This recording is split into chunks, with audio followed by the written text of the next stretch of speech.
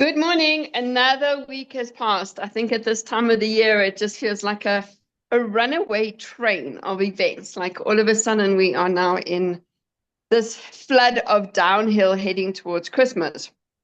And I don't know about you guys, but I'm sure sometimes your life actually feels like that as well. It's just like this runaway train of things happening and gotta. So I got a message for you guys today, and I really hope that I don't contradict myself because that is definitely not the plan. So you might just have to hang in with me until the end. But our verse today comes from 1 Samuel 16, verse 7. It says, But the Lord said to Samuel, Do not consider his appearance or his height, for I have rejected him. The Lord does not look at the things people look at. People look at the outward appearance, but the Lord looks at the heart. So, just to give you a little bit of background, this is when God has sent Samuel to go and anoint David. And Samuel's kind of thinking, like, you sure you want me to anoint David, like little David? Like, have you seen his brothers? Like, aren't they like a better candidate? But God made it really clear here that he wanted him to go and anoint David, not the others. And this is when the whole thing came in, is that God saw him. He saw David for exactly the person that he was looking for what he was needing, and for where he was going to go. And if you think of David's story, he started off as a shepherd boy. He was nothing more than that. And he was like a young kid that was pulled out of the mountains, then went and fought Goliath, and then obviously, the rest of his life sort of unfolded. And he had his ups and downs. He had an affair, he lost a baby, he repented, and he always came back to God. So this week I got into this absolute mission of redoing my bedroom. I needed to sell my bed, I needed a new bed, I needed new paint, I needed a complete and utter fresh start, right? And this is a personal thing for me. I was attached to old memories in my bedroom, and I was just like, it's time to let them go. And I got on this mission this weekend and I redid it, and I absolutely love the space that I'm in now. It's mine, it's unique, it's catered for me and for what I like and what for our need. And I sat in my bedroom and I was like, I love this space. But all I did was change the outer appearance. But it was so much more than changing the outer appearance. It changed the inner appearance in me. It changed how I felt, how I perceived, the letting go process. So this is an example of when an outer thing can help the inner. But then you have the opposite. You've got the I need to, I need to, I need to.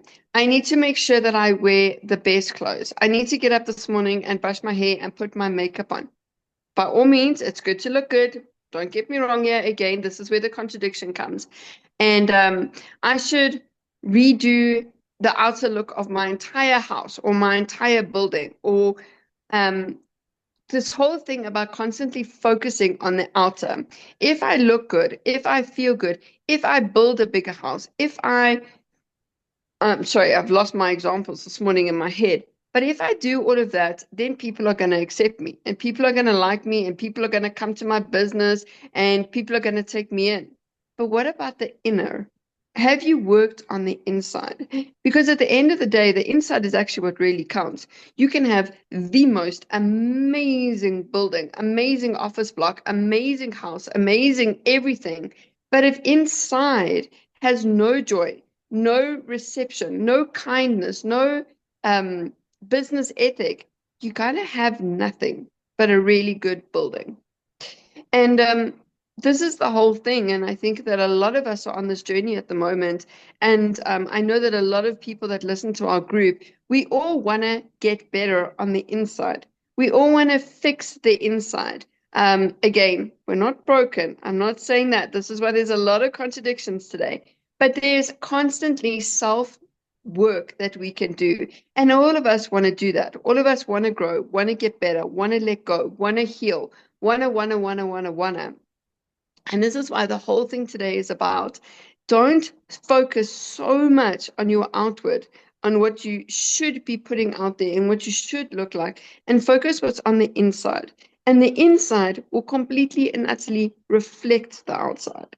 And then when you get to a stage like me where I needed to change the inside, I needed to grow, I needed to let go, I needed to do all of this sort of stuff, the outside just followed.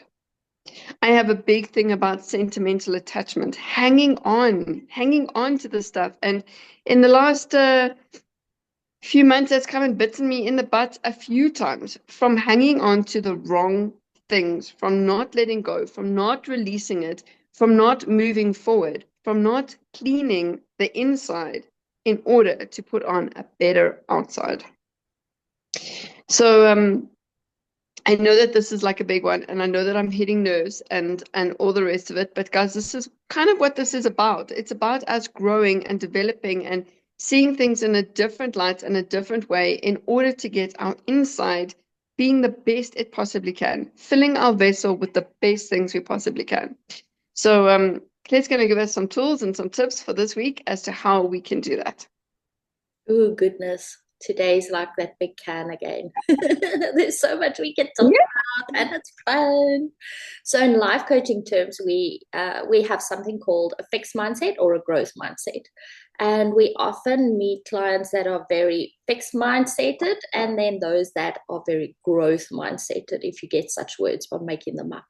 But anyway, so here's the thing: if you start working on the inside, if you start focusing on the better person I want to be, in other words, a little bit better than yesterday, just 1% better than yesterday, just 2% better than yesterday.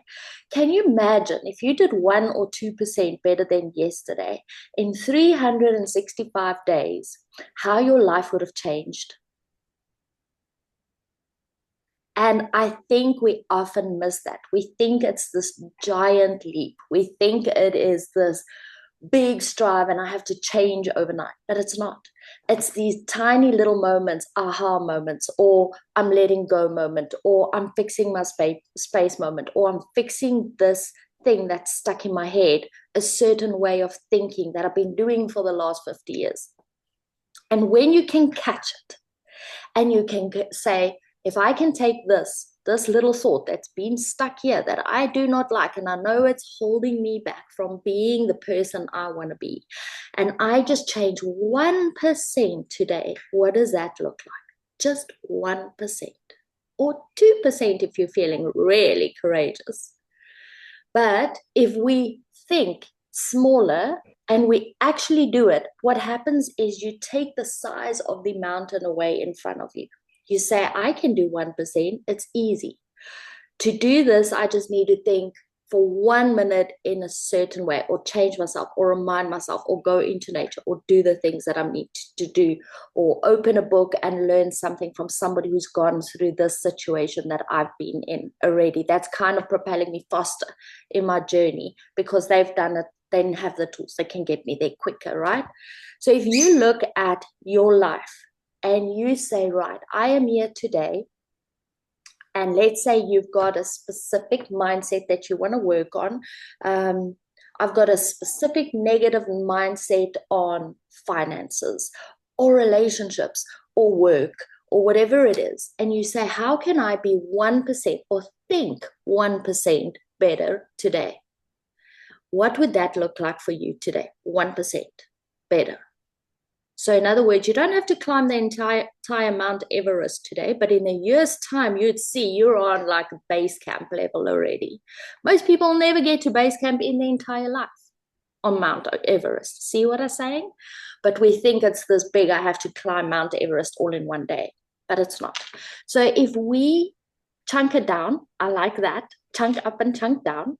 If we chunk up, I want to be better, and we chunk down the importance of like what I've been putting and just chunking it down, and we say that's not important, but this is. I keep putting that thing important in my head, or what it shouldn't be. I'm going to chunk that down, and I'm going to up this level a little bit because I want to be better than yesterday. 1%. What does that look like? Just ask yourself that one question, breathe into it, and now the big thing comes. Life coaching is about doing it, realizing it, then doing it. So it doesn't help you going, yeah, I'm going to do it, and then not do it. So today, you take that 1% and you implement it the entire day. And tomorrow, if you didn't quite get it, you redo today until you get it, and the next day, and the next day, and the next day. So that's how we level up. And that is how we become growth mindset. We start learning from others. We start seeking. We start having group discussions like this.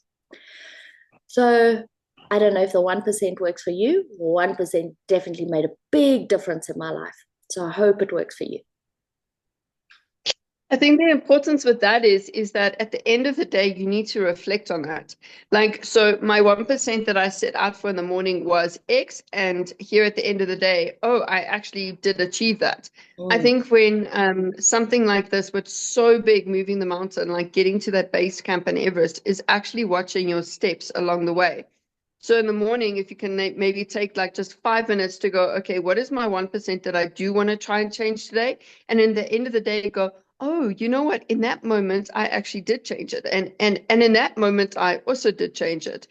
And I think when we start to see that 1% and we start to feel into it, the next day just gets better and better. And then that snowball effect comes. And before you know it, you are doing 2, 3, 4% every day without even recognizing that you're actually doing it yourself. So for me, it would definitely be that self-reflection of going, yo, I actually did that today. And that's where that journaling comes in. Another, if you're not a journaling person, another thing is at bed on a sheet of paper, just have a little tick box of like, I've done it, just to remind yourself, oh yeah, I've done it, or okay, I didn't quite get it today, but I'll get it tomorrow, so that you wake up fresh with it. Remember that thing that if you go to bed with whatever is in your mind, you usually wake up with. So I like to journal and go, here are all the wins for the day, because I know then tomorrow I start on a winning foot. So that really helps for me. The journaling is great, or even tick boxes. At one stage, I felt I didn't have enough time for journaling. I just did tick boxes and ticked them off just as a quick reminder. Ding, did it. Tomorrow again. That's the thing. I mean, we started the year with the accountability course, and I mean, it was so brilliant because we keep each other accountable, but in this instance, we can keep ourselves accountable. And I don't think we actually realize how important that is, of that self-discipline, and also just, you know what, I did this today, and I need to do this today, so this is what we're gonna do today. Sometimes, especially when we get into the runaway train effect or that feeling of out of control, if you do have your checklist or your tick list or your 10-minute journaling list or whatever you want to call it, you're keeping yourself accountable and making sure that you slow that train down and then actually realize what you have done in the day. I think that's the most important journey I've been on. Is I always wanted somebody to be accountable with me, like to push me. I think the journey for me was to learn how to do it myself and be accountable for myself. And that's when the growth really started. So you hit the nail on the head there. That is what moved my needle specifically, as waking up earlier, doing the work earlier, making that list or tick box at night. And just start small, one little thing, even if it's one tick box a day, until the next thing comes, the next thing comes, next thing comes. It is a wonderful path to be on. And when it's addictive. It really is. So once you do it for long enough, you'll see you can't go without it anymore. Yeah. No, absolutely. And again, this is another contradiction, guys, and I'm sorry for it, but I just wanted you to hear me out. Is I had this big realization last night. Literally, all I need is God. How many times have you gone and said to yourself in your life, if only so and so would, or if only this came into my life, or if only I had. You don't need anything but him. And this was a big realization for me last night, because I was thinking, if so and so had come to the party, or if so and so, no, all you need is him. You need to focus on him and know that he is with you every single step of the way. And when you start doing this 1% journaling, you are going to also see how much he is actually involved in your life without us even realizing it. Love that. Yeah.